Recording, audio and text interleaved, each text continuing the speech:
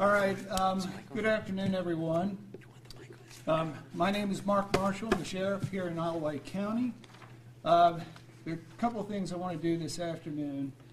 First and foremost, I want to make sure that you all get a status update as to our investigation in the double homicide that was discovered this past Saturday in the Rushmere area of Wight County. Second, I need to get out some information to you all, and that'll be provided. It's being provided as we speak, and will also be available in electronic format so that we can get it out to the viewing public for their assistance.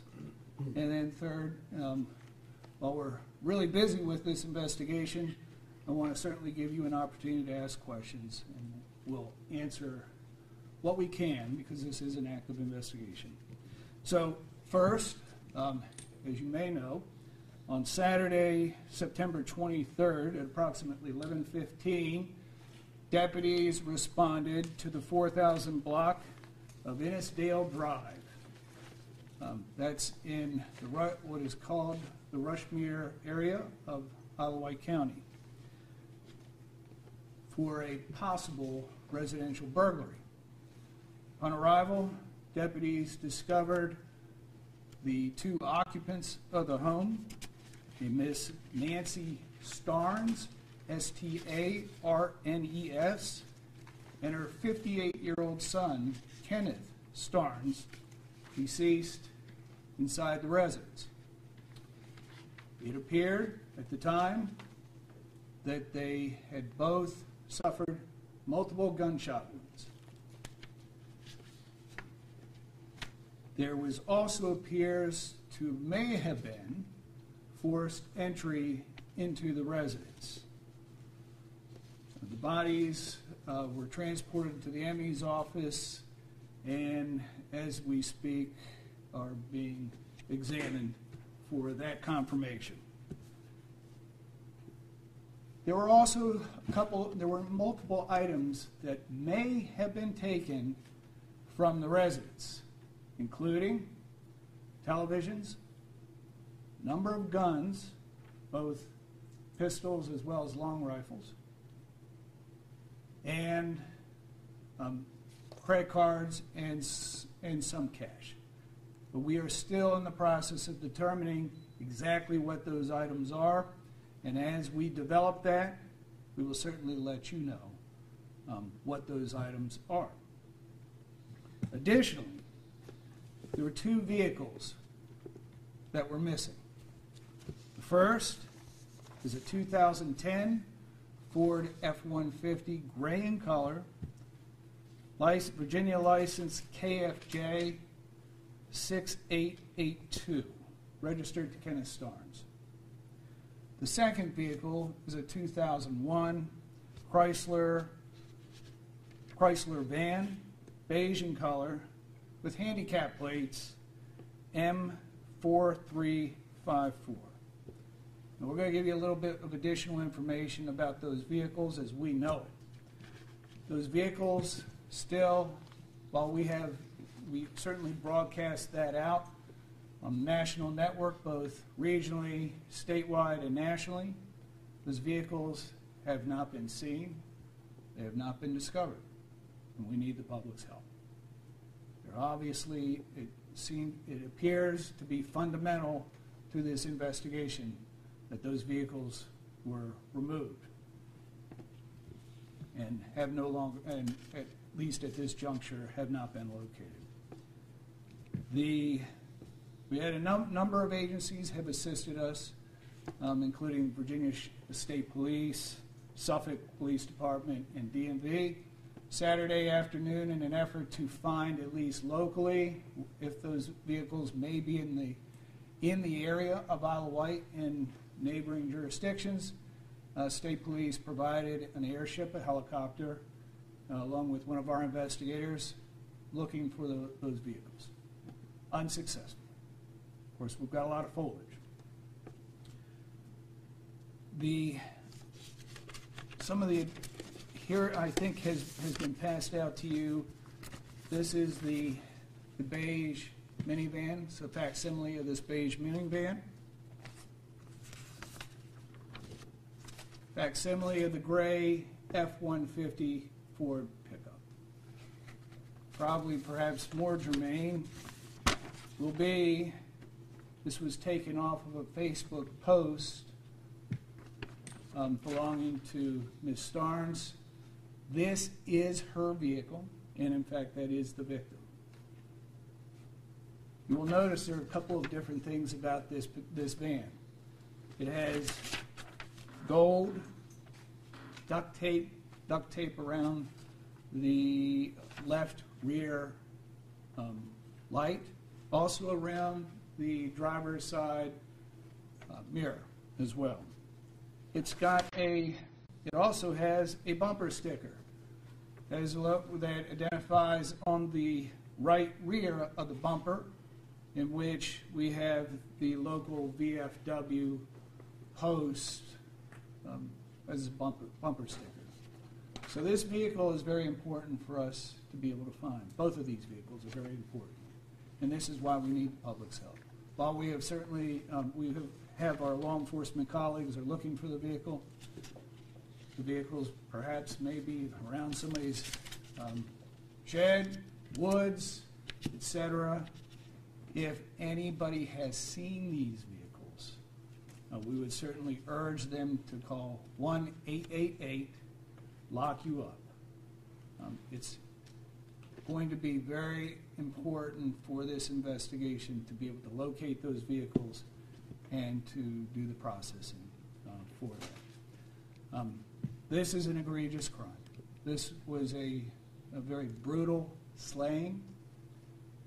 The age of both of the victims, the fact that they were inside their residence, really becomes shocking. And it was a gruesome, awful crime scene. Most important thing is, at this point, is that we want the individual or individuals that are responsible for this crime, they're still on the loose.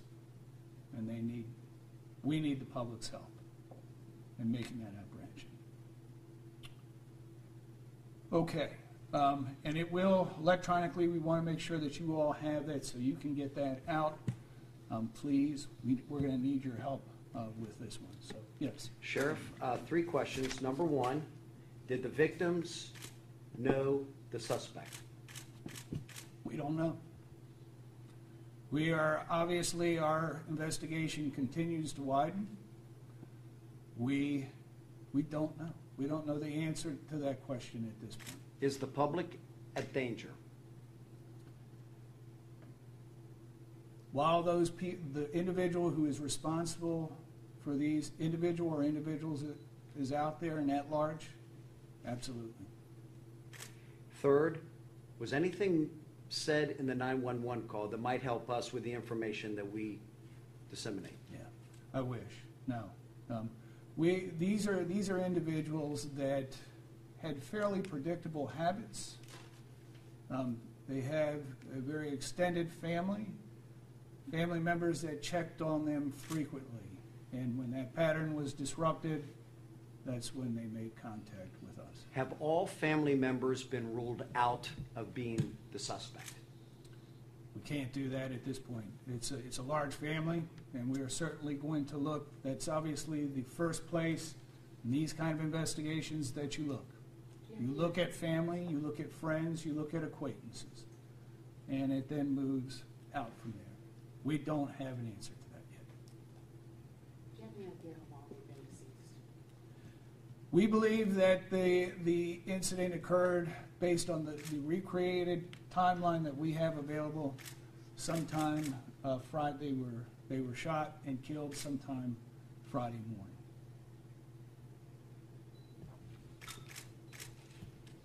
Remember, how many homicides have this been for the county so far this year? Is it only 2? This is it. It's too many. Wight is obviously we're a rural county. We enjoy a real good quality of life, even though we enjoy a very good quality of life, and this is one that certainly shocks the community, shocks us as well, and it's by any standard, wherever you live, this is a gruesome awful crime. I know that it was called in as a burglary, but has there been anything that you can tell us in the investigation that would lead to some type of circumstance that would have led to the motive for killing them? Yeah. We don't know. We're still working. There are no stones that are being unturned. There are no theories that are not being tested as we speak. We're looking at everything, but at this juncture, I can't say. Have there been any family members who have not been cooperative? So far, the family members are cooperating with law enforcement. Can you give any more details as to how many guns were stolen and what type of guns? All we know at this juncture is it was multiple guns. As soon as we have that information available, we want to get that back out to you all, because it's important. Sheriff Marshall, this home is in a very secluded, wooded area.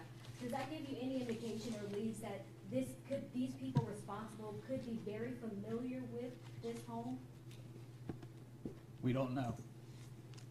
We just don't know. I mean, it is out. You have to know the area, and especially if this occurred at nighttime. But we're not ruling anything out. At this juncture, we just don't know. So just to make sure we have the timeline right, it looks like they were killed on Friday, and then they weren't discovered until Saturday when it was called for burglary.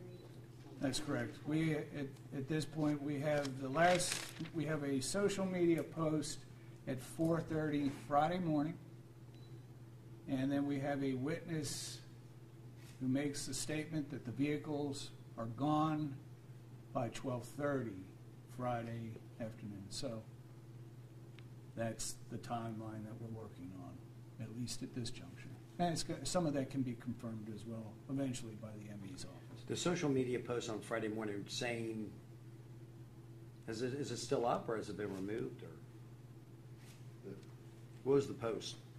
The Miss Starnes, the grandmother, was an avid Facebook poster. That's how, as an elderly woman, that's how she kept in contact with her family members spread throughout Virginia, North Carolina.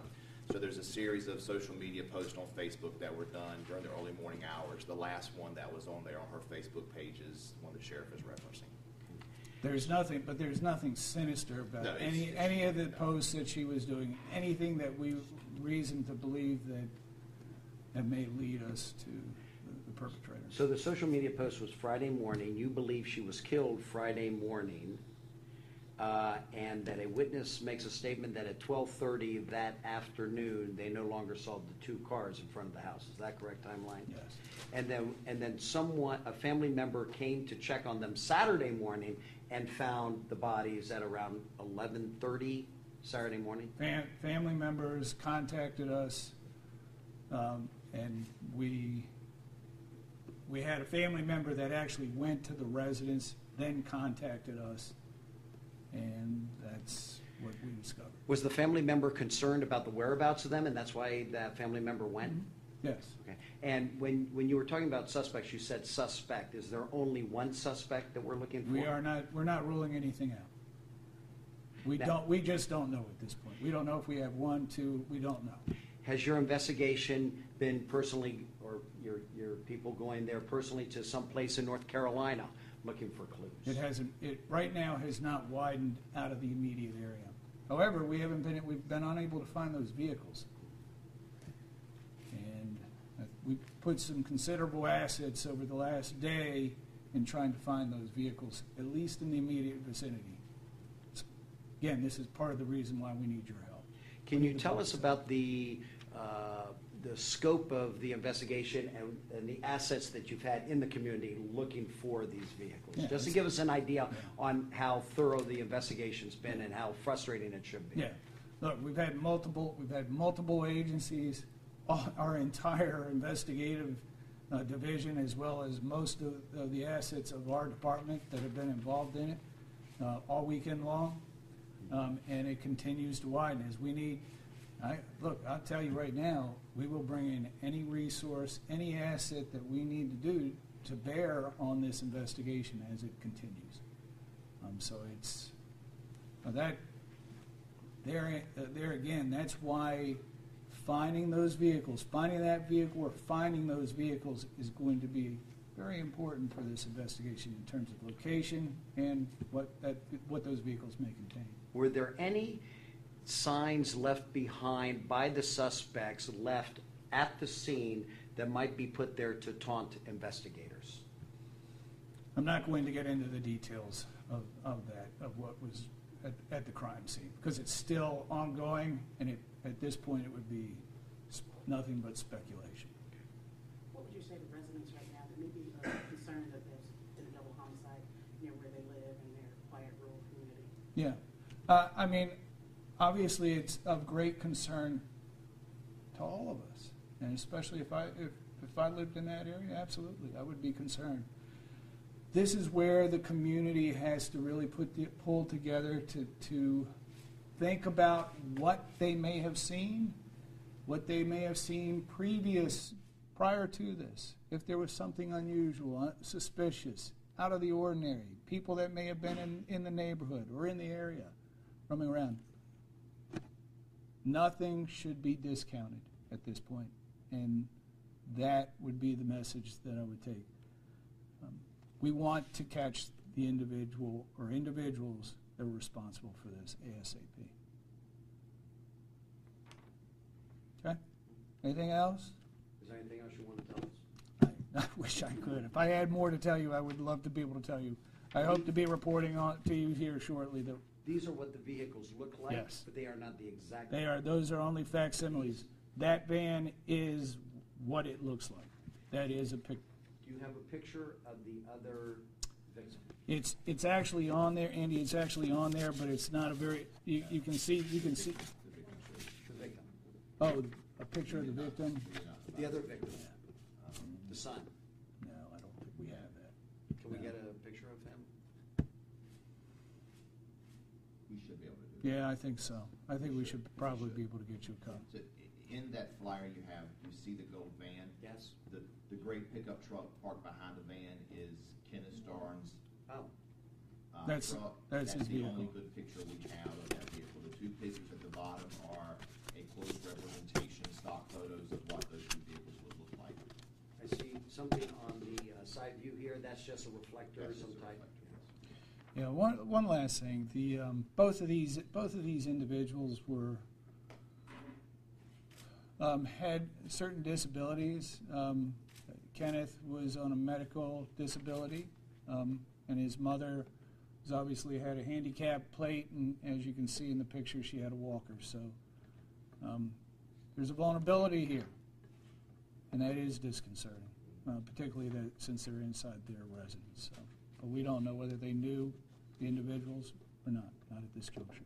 Yes, ma'am. Are you county natives? Can you tell us a bit more about these victims? I do know that they have they've been here for quite some time. I can't tell you the actual how long they've been here, and I know that they have a number of family members that reside in the local area. Has law enforcement been called to the house before recently?